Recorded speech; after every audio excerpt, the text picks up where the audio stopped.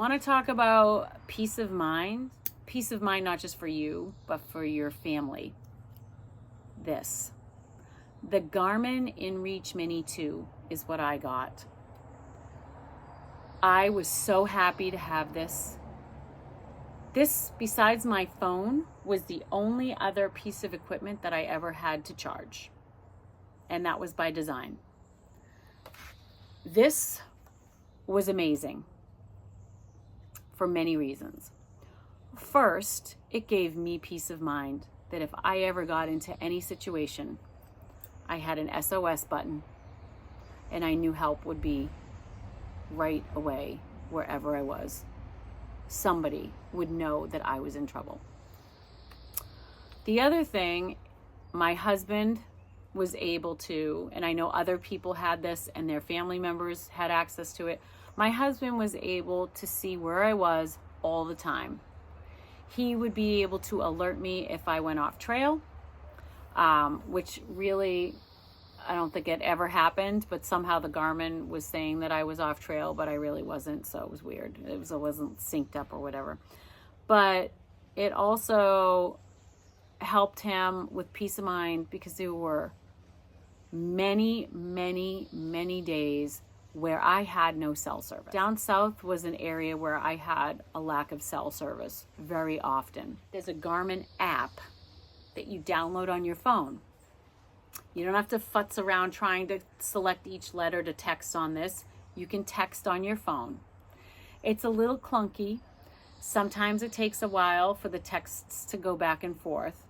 And there's a character limit per text of 160 characters. So you can't write a novel like you would on your phone.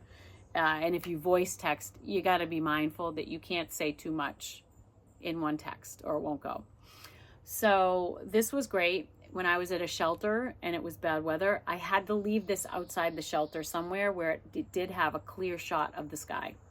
In the shelter, this would not work. So, but this I was able to get weather from this. The Garmin has a weather function on its app. I was able to get weather from my husband. He was able to text it to me. I was able to let him know what shelter I was at, that I was okay. This thing was amazing.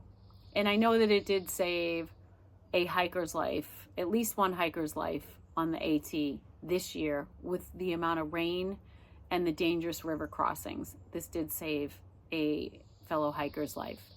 So a lot of people, if not almost all people, had one. Some people didn't even turn them on, which I don't understand why you'd get it and carry it if you weren't going to turn it on, but that's not my problem. I turned it on every day. I powered it up so that it was powered up almost every single day. There was one time that I did run out of juice on it, but that was just because I didn't look at what the battery power had gone down to that day. They have multiple plans that you can choose from. They have inexpensive plans that are like $12 a month, I think, and you have limited usage, but you can go all the way up to a $50 plan a month and have all kinds of other options.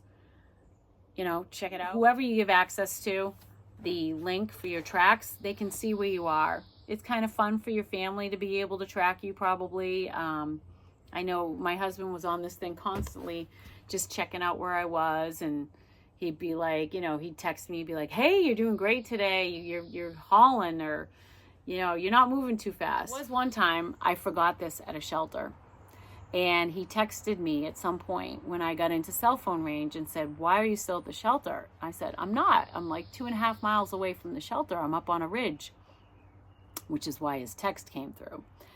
And I looked at my pack, because I used to carry it right here, and it wasn't there.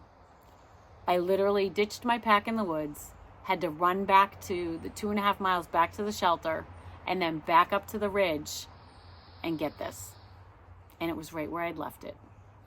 So the other thing I recommend is get a carabiner, a lightweight carabiner that has a lock, so that it does not come off your pack ever, unless you take it off. And if you take it off, make sure you put it back on, because I'll tell you, if there's one thing that just really sucks, is running back to where you were camping the day before to get something that you forgot. And this is so important. I had to go back. I was lucky it was a nice weather day, and it was only 2.5 miles, and it wasn't my entire hike. So, the critical piece of gear is a headlamp. There were a lot of different headlamps that I saw out there. A lot of people had I think it was a night core. The wire's really lightweight.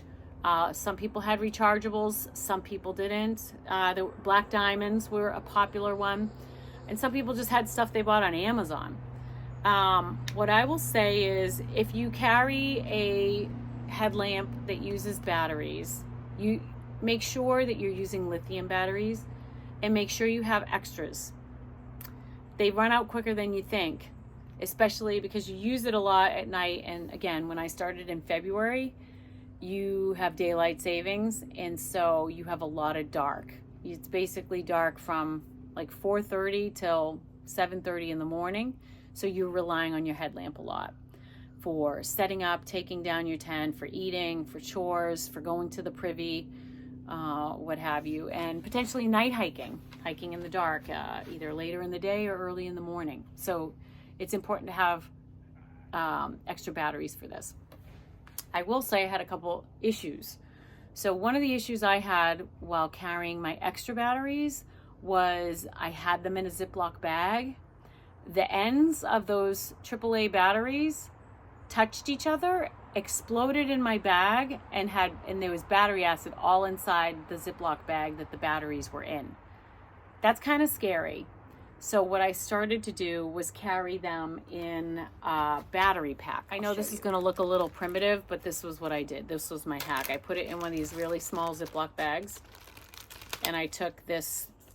It was originally a 4-pack battery pack, and we used some duct tape on the back to just secure them in here. As you can see, it kept them separate. This is how I stored my extra batteries. And then when my batteries would die, I'd put the dead ones in here until I could properly tape the ends and dispose of them. That happened once, and I didn't want it to happen again. So that's what I did. The other thing that happened was my headlamp. It was raining so much that my headlamp got wet, and I'm not sure if it shorted it out or what happened, or if my batteries had just died. I'm not sure, because I thought this was a waterproof one. It may be, I'm not positive, but it was either the rain or the batteries were at the end of their life and it didn't work. Water got inside here. So I took the batteries out, I wiped it down and let it air dry overnight. And then I put new batteries in, and it was fine. So if you're gonna get a headlamp for the AT, make sure you get something that does have, it's either waterproof or water resistant, because I guarantee you everything is gonna get wet when you hike the AT at one point or another. So just make sure that you have a headlamp that will work if it gets wet. And I think that's what happened. Somebody else had one, a cheap one from Amazon, and I think it got wet and it just crapped out on them. This is not something you want to lose its functionality on when you're hiking the AT, because you need your headlamp when you need your headlamp, and you don't have time to not have it. And sure, you can borrow someone else's, but then it's a pain for them. It's a pain for you, because it just is. So I recommend making sure you get a good headlamp, whether you do a rechargeable one or one that takes batteries.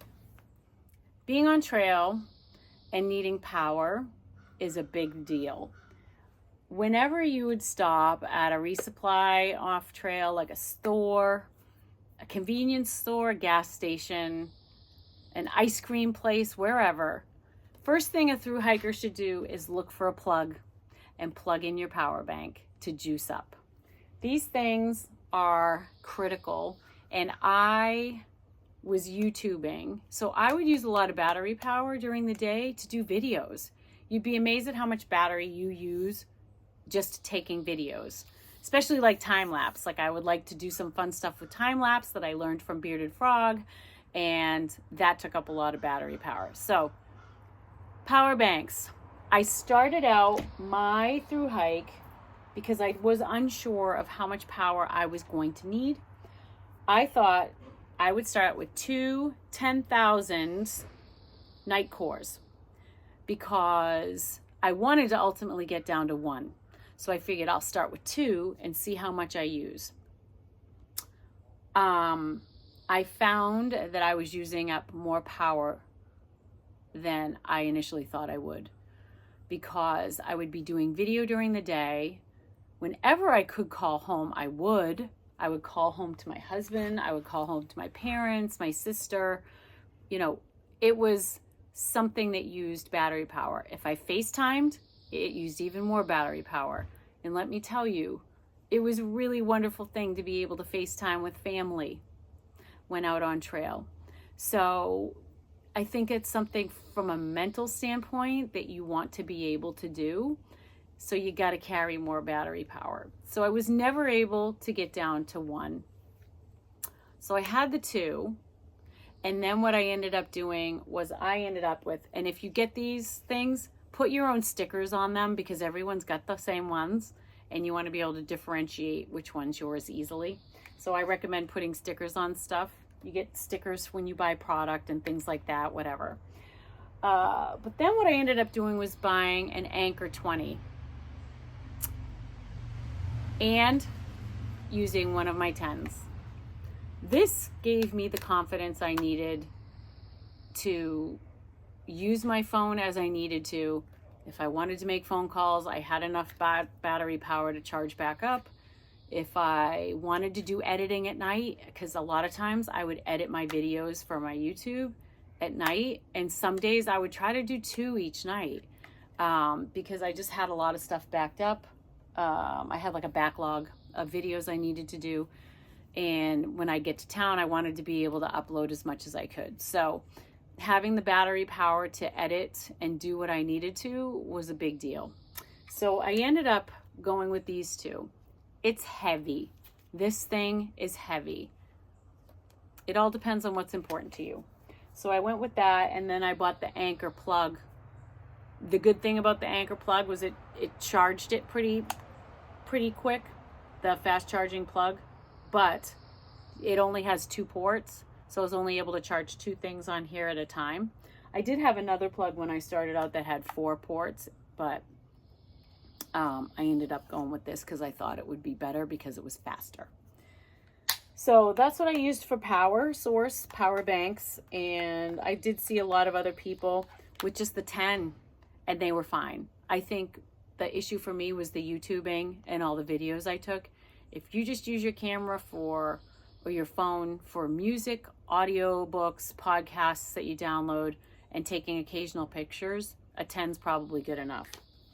I think the longest I ever needed my power to last me where I couldn't recharge was in the Smokies and in the 100-mile wilderness. For the most part, we were able to sort of top off when we would go and resupply at a store or a gas station.